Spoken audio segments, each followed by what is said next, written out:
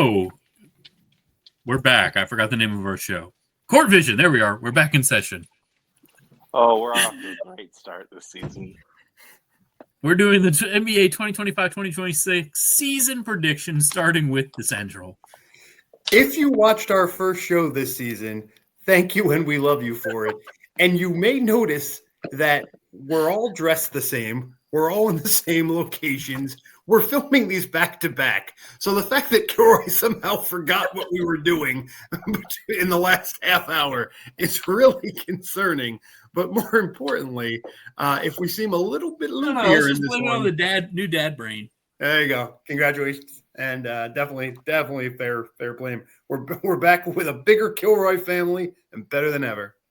Yeah, there's four of us now. I love that. Congrats. No. Thank you. That's more congratulations than half the division. Hey, that's I love this division. Actually, I only have one And team under 500 in this division.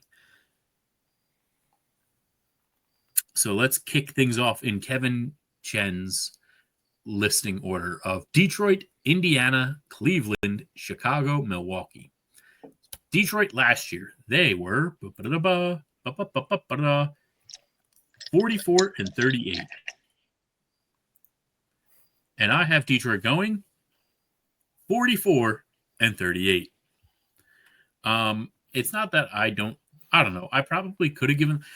I don't know who I gave wins to. I'm looking at this. I took a lot of wins away from two teams in particular in this division. I don't know where I put them, but the mathed out. Maybe because I gave no team in the NBA less than 20 wins, and there's definitely going to be teams with less than 20 wins. I admire that and I respect that. And Tommy, this prediction is for you, buddy, because you learned your lesson the hard way with the Sacramento Kings. And Kilroy, we learned our lesson the first time Julius Randle made the playoffs. And we saw this with Orlando, right? These young teams that come up a little ahead of their time hit that last major regression before they finally get over that hump. And I didn't even penalize Detroit that much, but we have seen this too many times for me to just believe all is now well in Detroit. I'm actually putting them at 40 and 42. They're still going to make the play-in in my world. 40 gets you the 9 seed, but I have them going backwards. I think they're a definite under, and things could fall off here. I mean, they have the offseason, issues with Malik Beasley that could be easily in their head. They're obviously going to be in way too content of a place after last year's success. Meanwhile, you're bringing guys like Karis LeVert, you're bringing guys like Duncan Robinson. I mean, those are guys who need to eat. Meanwhile, you get rid of Dennis Schrader, who actually can, distribute. And how do these guys all blend together? I don't know. I would have loved to have seen them brought in a veteran point guard instead, kind of replace Schrader. And I'm worried about this team, not long-term, but this could be the same thing we've seen with a lot of other young upstart teams that, caught fire a little too early, over the last 7-8 years. Yeah, I mean, I don't disagree. I without spoiling future teams, I couldn't dock Detroit because there's just so many. I discussed this in the last episode. There's too many major injuries in the East that someone had to get wins, right? Right. So, I didn't feel comfortable taking too many wins away from Detroit, so I didn't take any away. My Orlando pick, spoiler, I think I gave them more wins than they had last year. And I also did the same for the Hawks, spoiler. But I that's why I gave Detroit. I think that Detroit's built different because they've been up and coming for a while. And I get what you're saying, where we did see that pattern with the Knicks. We saw it with the Hawks. We saw it with the Magic, where the Kings even, and then the Kings decided to scrap it for some reason. That's just a poorly ran organization. That I can understand the regression. I think between 40 and 44 wins is reasonable. I don't think that is that big of a difference in win total between me and you. I think we're in the same ballpark. So yeah, I mean, I don't think you're wrong. Yeah, I think, again, I think the sort of caveat there is I don't see a world where they get better. And you nailed it with the Kings. They broke it up, but we saw the Knicks need to bring in Brunson to come back from, their first little valley. We saw Orlando bringing in Desmond Bane this year. If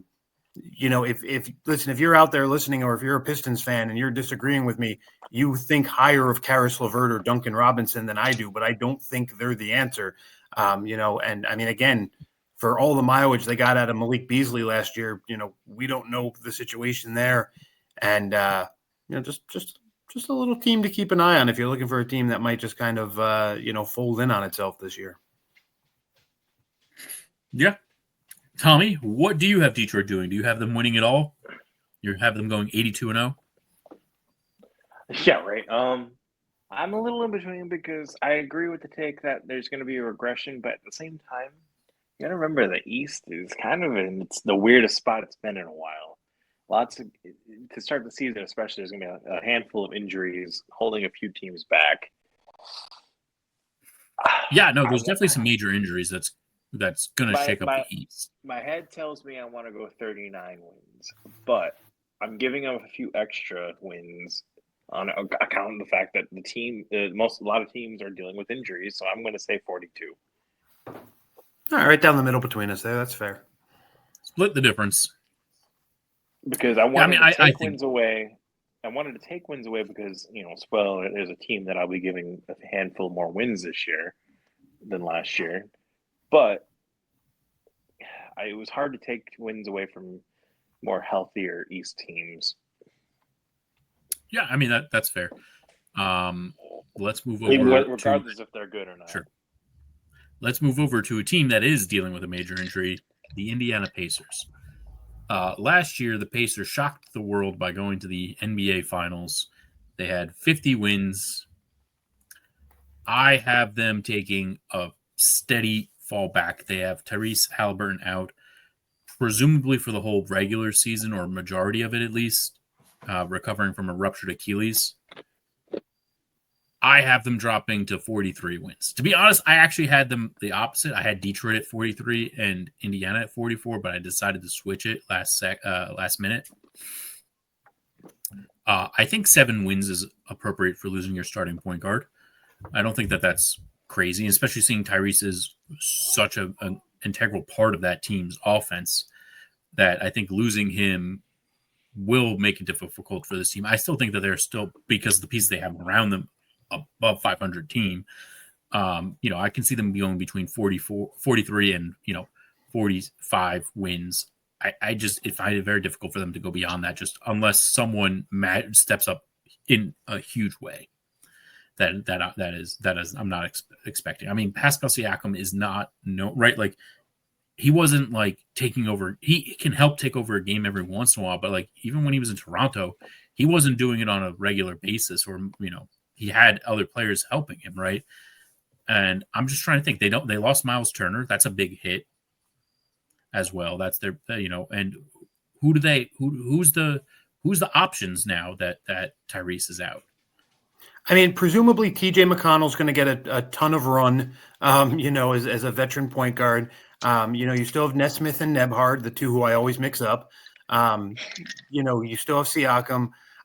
My thing is, I'm going to go to Tommy here before I want him to go first here. My thing is, I have adored, and any fantasy league I'm in, spoiler if Tommy finally gets to do fantasy basketball as a unit this year, I am incredibly high on Isaiah Jackson. He has been his per 36 as like the fourth center on this team has been dumb for a while. They just re-upped him to a 3-year deal, and I think they're going to try and get major minutes out of him, and I think he can handle it. And if you're disagreeing with us right now, again, Vegas has it at 37.5, so Vegas is actually below you there, Kilroy. It's because the rest of that is Miles Turner. But to me, I think Miles Turner is replaceable by the in-house options they have, particularly Isaiah Jackson. But, Halliburton, what's nice about the pieces they have, particularly Nebhard and Nesmith, those are guys who need facilitating, right? Those are guys who needed Halliburton. Well, that's why a guy like McConnell is so nice to have, because it's not like they went to it's not like they went out and got Russell Westbrook, who's going to be this flashy name, but he's going to be a ball hungry point guard, right? They went out and got a guy who's still going to be a facilitator, or not went out, but they happen to have a guy. Right, who's right. I know what you mean. And so I think that's going to help them. I was going to yield to Tommy first, but Tommy seems I'm to have still gotten, here. there you go. I was going to say Tommy here. seemed to got lost. Tommy, go ahead. I want to hear what you say, because you'll see why in a minute. Tommy, you take this one this time. I'm going 40 wins. 40 wins. Yeah, I'm inclined to lean on the positive and give him a couple, but I'm going 40 for now. Yeah, and that's why I wanted you to go there, Tommy, because Kiora, great arguments from you. I actually think you were saying you could see you kind of set a ceiling. I think there are people out there questioning the floor of this team. And, I mentioned that Vegas number of 37.5, and I think that's silly. I mean, it's a deep team. It's a proud team. It's a scrappy team. It's a weak East. And, I don't see really that under, to me, seems dangerous. I definitely don't see it as a team that's going to win 29 games, 31 games. I think they're definitely making the play-in. I think the play-in is too going to good of keep a them team. hungry. I think the win total starts with a 4. I put them right at 41 and 41. I thought that was sort of a sign of respect. Where a proud, scrappy team that's playing from behind, getting to 41 would be a heck of a season for them, and I think they can do it. Well coached, and I think that 37.5 is a dangerous number. I get why they do it that way. By the way, we didn't even mention Benny Mathurin really started to look alive in the playoffs. And I don't know if you remember, my big complaint about him was he didn't fit the Pacers style. Well, this is your year, buddy. I mean, with Halliburton not there, go nuts, buddy. I mean, he should have a big year, for fantasy, purposes, if nothing else. They still got Obi Toppin too, right? They still have Obi Toppin for sure. He's a great offense off the bench for them. Ton of depth. I mean, I just, that number seems so low. That seems so low. This team is not like, that's why I felt like I was harsh taking 7 wins away. Right. I mean, Halliburton's great, but I mean, for a team that, like, if the Pacers had won last year, it would have elevated Halliburton's star, but we weren't talking about him in the top 75 of all time. We weren't talking about him. We always talk about on this show, it's a star-driven league, and all the championships for the most part are he's their star player, but he's not a star player. Right. He would fall in the category of Chauncey Billups winning for the Pistons, or Dennis Johnson winning for the Supersonics, right? And so if there's ever been a team to lose their star and you wouldn't take away 12.5 wins, it would be a team like that. And so it feels like a crazy number. Yeah, I know that seems ridiculous. That's what did you say? The 37 and a half? 37.5. And so let's say 37, and they won 50 last year. You're taking away 13 wins to take the under. Yeah, I mean, that seems wild. By the way, I mentioned this on the last episode, but in case you're just joining for the first time, for legal reasons, I'm not going to say which site I'm using. It's a main site. You can hit Google and pick it in a button. So if you're a gambler and you're getting a different number, that's fine. Agree to disagree, but most numbers are about the same.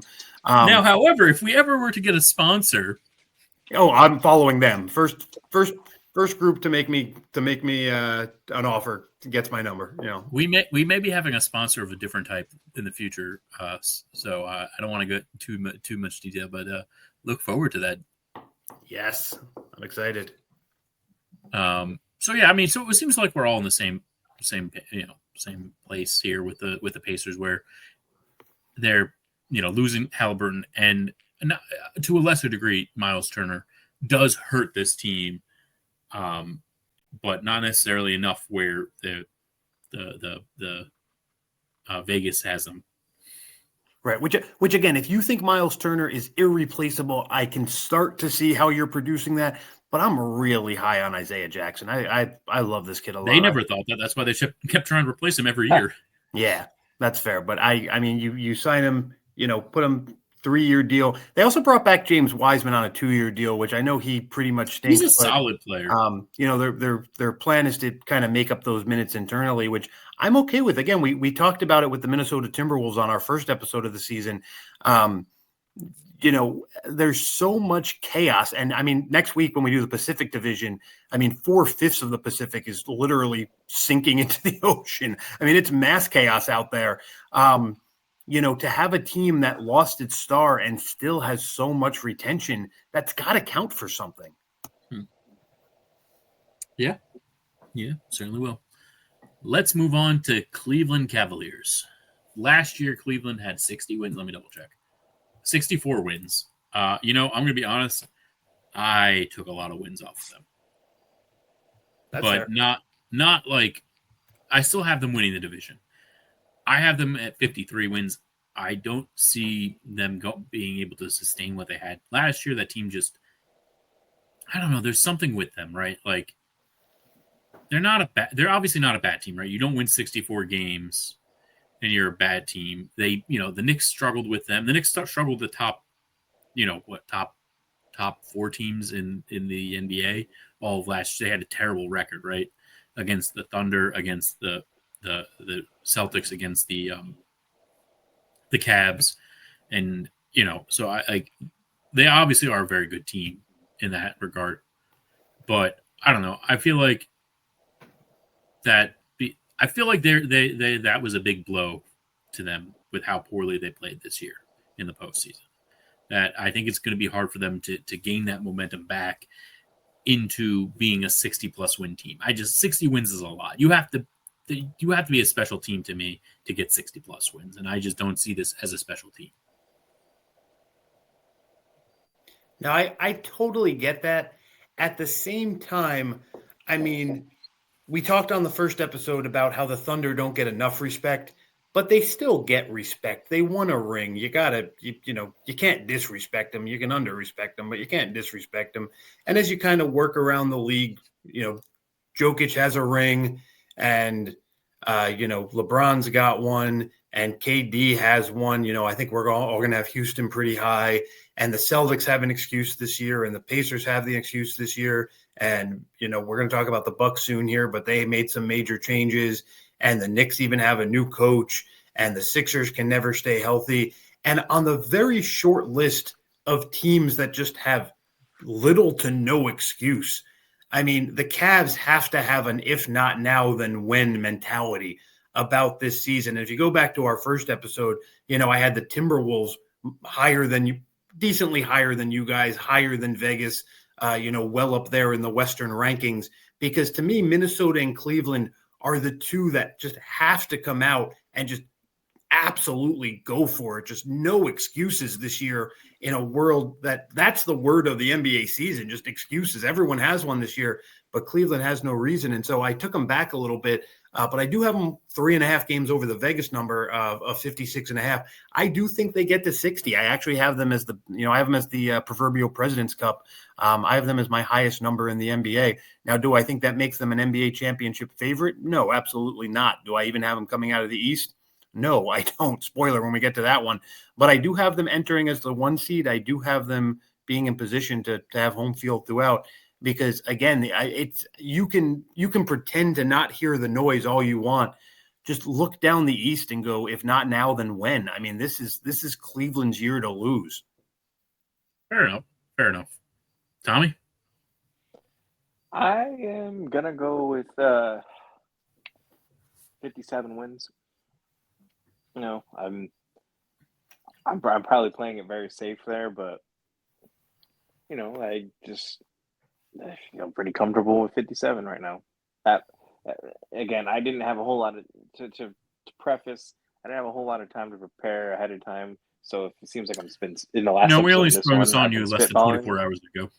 Yeah, so this was quick. With that being said, Tommy, I mean, it's, you kind of went industry standard there. You said playing it safe, and I don't blame you. I mean, you look at this team, they literally couldn't afford to keep Ty Jerome. They were in financial purgatory at the end of the season, and they used Isaac Okoro in a trade. So they lose, I mean, 2 solid bench pieces for them, but they bring in Lonzo Ball and Larry Nance to fill those spots. I mean, Nance is a different, type of big. I mean, he's bigger than Okoro, but he's still a defense first bench forward. And I think Ball does exactly what they were asking Jerome to do, which is, a good, 15, 18 minutes a night as a facilitator and not be a total liability on defense. And so it's hard to not look at this team and say it's comparable to last year's. Again, that's part of that no excuses mentality I was talking about. They had 2 little bench spots to fill and they filled them. Yeah.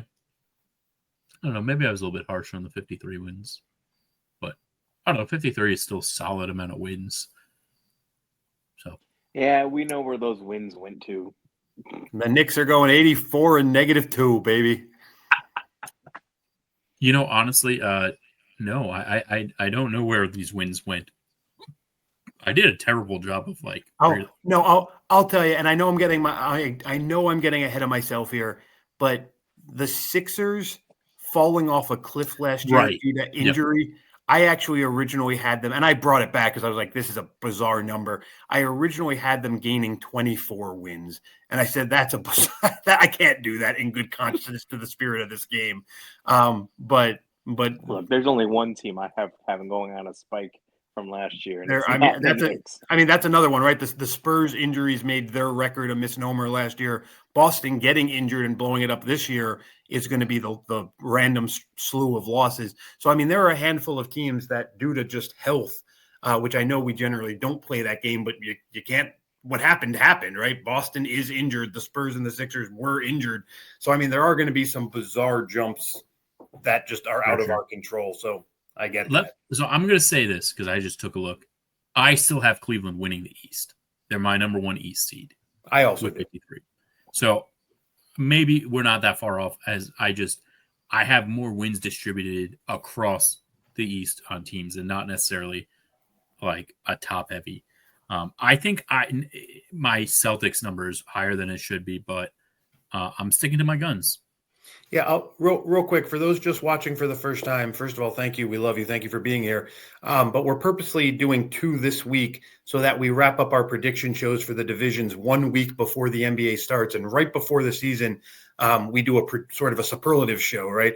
Who do we think is going to be MVP? Who do we think is going to win the whole thing? And Kilroy, why I bring this up is to what you just said.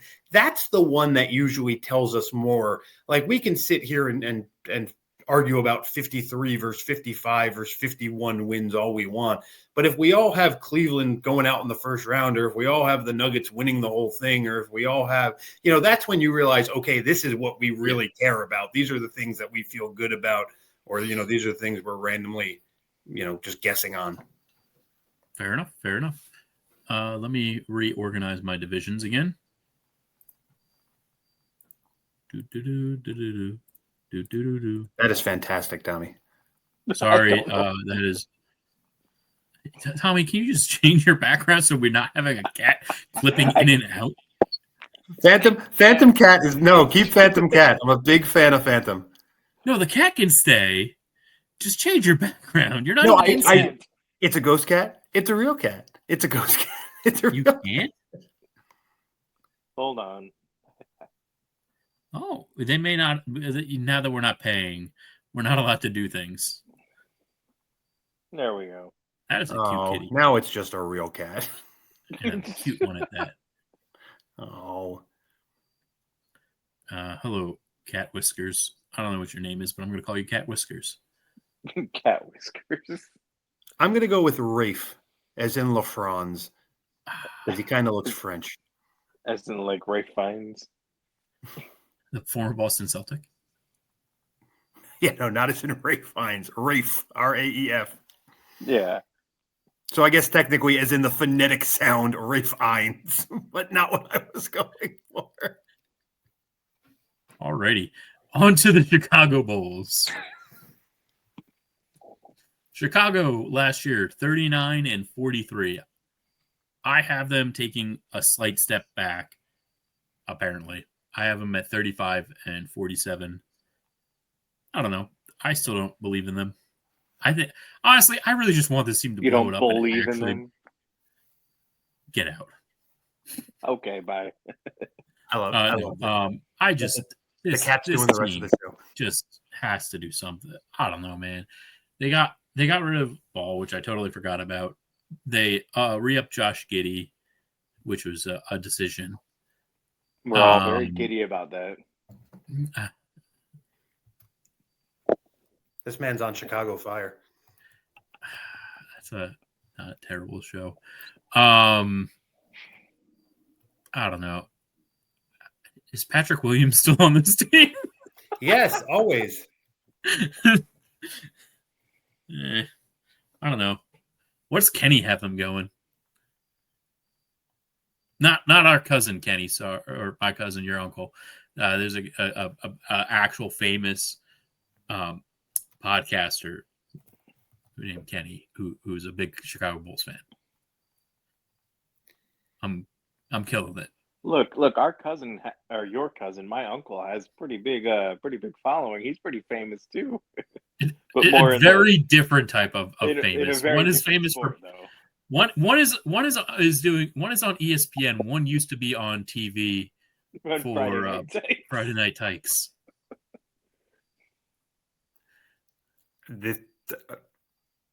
Congratulations, I think is the move here. So Tommy's uncle, my cousin, used to be on Friday Night Tykes as an announcer. And I, by the way, I'm not making fun of that. It's just funny to say Friday Night Tykes is all. It is hilarious. The fact that was a show. Is it still a show? God, I hope not. I don't think it is. This is how much we all care about the Chicago Bulls, by the way. Yeah. I'll tell you, I don't care about them at all. I believe I have them just missing out. I think I have them. Yeah, I have them as the 11 in the East. But what I do care about is the 32.5 number in Vegas again seems wildly low. I mean, hey, speak for yourself. We haven't gotten to my number yet. I mean, we'll see. Maybe I'm missing something. But what did you give him? So I have him at 37. I actually have him higher than you, Kilroy. But but rough neighborhood. But neither of us is sniffing. I mean, I think that 32.5 is why. I mean, Lonzo Ball out, Isaac Okoro in. How is that a 6.5 game swing considering they went like 8 years without Lonzo Ball playing a game? I don't understand it. I mean, I get Vucevic. I don't think it's a good team. I think 32 wins seems ridiculous for a team that just won. What was that? What did I say? 39. I could even see them winning 39 again. Like the team didn't get worse, that drastically worse. They spent the last couple years unloading, right? They moved Levine, they moved DeRozan, all that nonsense. They finally have an identity. They know who they are. They're relying on their young guys. They still have Patrick Williams, apparently. So, I think there's, still only like 22 or some ridiculous. The timeless Patrick Williams. But again, there's something. Obviously, it's nicer to have consistency when your team is good, as in the case of Cleveland or Minnesota. But again, with all the injuries, all the turmoil, all the everything in the NBA this year, there's something to be said for a group bringing back the same generally young, handful of players. So I said 22, but honestly, he's still not even. He's only 24, which is still crazy. You feel like he's been in the league forever. I mean, drafted in 2021. 5 years ago. Yeah. Oh, wow. Crazy. Yeah. Yep. I mean, Kobe White is only 25. There's pieces here. I mean, they're pieces that have definitely a defined and limited ceiling. But again, they're also pieces that for the first 3 years were just told, pass the ball to DeMar DeRozan. He knows what to do. Like now they can actually grow as a team and grow as players. Yeah. And Josh Giddey is only 22. Josh Giddey is only 22. He's been in the league for 4 years and he's only 22. This team is like just crazy young in like weird way. Like I could have swore Kobe White was like 30. I feel like he's been in the league forever. Well, White, not Kobe. I mean, they've been stuck in purgatory forever. I mean, it feels that way for a reason. That's true. Tommy, even Isaac Okoro is only 24. Yeah. Tommy, what's your number here? I am so unconcerned with the Chicago Bulls that I'm now actively just showing the cat. But what's the Cats have the record? The Cats record, he's got the Bulls going 34 wins. Okay. So getting near that 32.5, but still taking the over. Again, I think that number is suspiciously low for a dangerously young team. Again, You guys already know how I feel about this Bulls team. Last year, I had Billy Donovan being the first coach fired. I don't have any trust or faith in this team. Well, I will say this year is Billy Donovan's responsibility. When you're just babysitting veterans who are collecting a paycheck, it's hard to fire a guy who is willing to do that. But now this is a young. This is the year he has to actually do something. Correct. And I'm more inclined to steal that answer from you when we do our superlative show. I might not. I got to take a look around the league, but to me, that's a way sexier pick this year in a world where he is going to be expected to work some magic. fair enough. So quick, who is the head coach of the Orlando Magic? Oh, I'm going to go with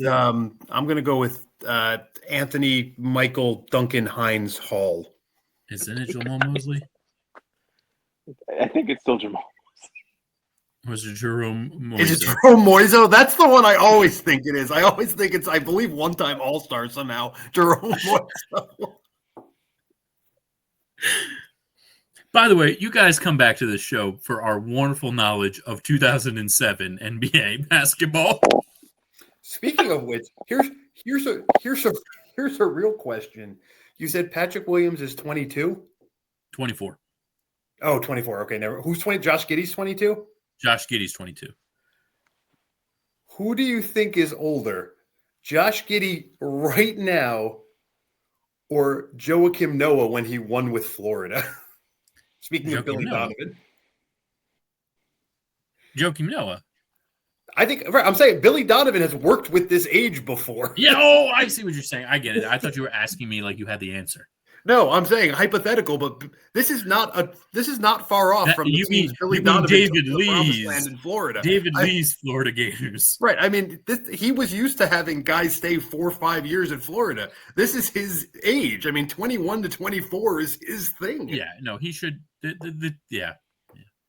All right, let's get ready to wrap things up with the Milwaukee Bucks. Last year, Milwaukee went, I think, 48 wins.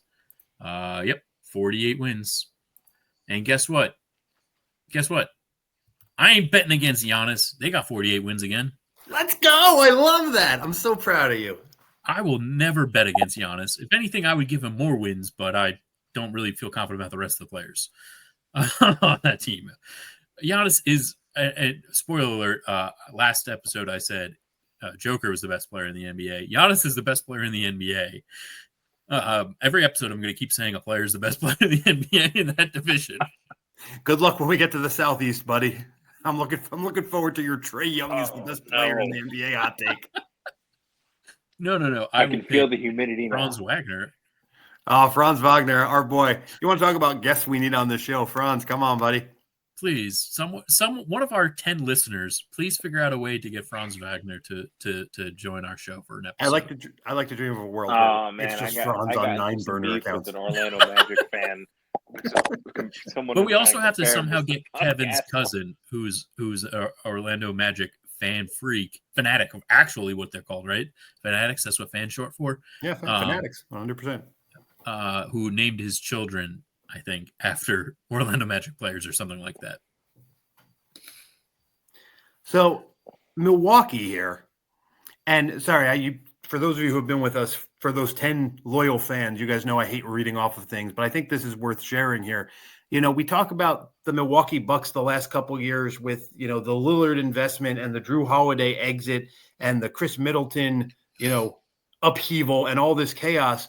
But you look at this team, and again, especially when we get to the Pacific and we talk about how much chaos is out there, Thanasis Antetokounmpo, Chris Livingston, Kevin Porter Jr., Bobby Portis, Taurean Prince, Ryan Rollins, Jericho Sims, Gary Trent Jr. Those are all guys who re-signed with the Bucks this offseason. You have teams that literally the Phoenix Suns look like an expansion draft happened with how many guys they brought in from how many different teams. Meanwhile, the Bucks were able to re-sign 8 free agents. I mean, that takes talent. That takes, first of all, that's a sign that guys believe in this and want to be part of it. But second of all, continuity plays. Meanwhile, I know when we did the Pacers 20 minutes ago, we said Miles Turner is replaceable. It doesn't mean he's not good, and it doesn't mean he's not an excellent replacement. I think this team adding Miles Turner is an excellent addition, and I think even Cole Anthony's a sneaky guy who kind of got lost on the 9-point guard Orlando Magic. I think he's a great add as well. I didn't realize they got Cole Anthony. That's fantastic. They got Cole Anthony, yeah. So they also added Gary Harris, who kind of takes that Pat Connaughton role, little scoring off the bench. And I think Amir Coffey even is a nice little, plug-in guy off the bench as well. A lot of nice ads here. And I have him at 47, but I justify 48 for you, Kilroy. I mean, I'm right there with you. But again, this is a team, I want to say it's 42.5 in Vegas. That seems low. Which I think you can't say that with Giannis. 42.5, which I think is just crazy. Not with Giannis. Yeah. No, I'm with you. I think we're on this one, Kilroy. Tommy, you're forgetting a returning Bucks legend. Kyle Kuzma. Isn't Thanasis Antetokounmpo rejoining the Bucks? I had him. I had Thanasis Antetokounmpo was rejoining the Bucks. But also, if anything, it's Kyle Kuzma who's the Bucks legend. Well, he somehow was phantomly under contract, so they didn't have to invite him back. He just showed up. I'm gonna go 45 wins. I'm another one. I'm playing it safe. It's subject to change when I finally sit down and actually look at team records. I might give them a couple more wins, but the safe pick right now is going to say 45 wins. Fair enough. Again, I think who I would love to hear from, who I would have a nice bar conversation / fight with would be the guy taking the under here. If you want to go anywhere up to 43, I'm willing to hear it, but put him 42 or lower, and I'm very confused where your mind is at with this team. Yeah, I mean, I don't know. I feel like that just seems bonkers. Like, again, you can't account for injury. Obviously, if injury happens to Giannis or Kyle Kuzma or someone else of importance on that roster. Good for you, but it's Giannis. Good for you, but this, by the way, should be a Giannis MVP. If they get to 47, 48 wins, if they're in the top 3 or 4 in the East, man, this is a great Giannis MVP year. I mean, he's one of my favorite picks to make almost every year anyway.